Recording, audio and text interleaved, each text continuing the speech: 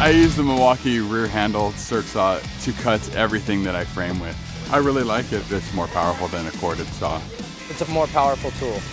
We cut 4x4s, 2x4s, 4x6, plywood.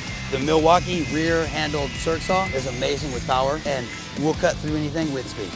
No slowing down of the saw. Especially on ripping engineered lumber, it goes right through it. It doesn't bog down. Just cutting through, faster the better. I think we get the job done faster because of it. With the Milwaukee 12.0 battery, it lasts me hours throughout the day. We cut a lot. We do get about 500 to 600 cuts per battery charge. The battery will work on all the tools. It's super convenient. I rarely have to change that battery. Somebody's already dropped your circ saw. It was about 15 feet, it took a fall, and it's still working fine. It is durable. Definitely holds up. The hook's amazing. You can just hook it on anything right next to you. With the brake, it's much easier to stop and then move on to the next piece. The Milwaukee rear handle circ saw is meant for professionals. It's not a toy, and it will get the job done.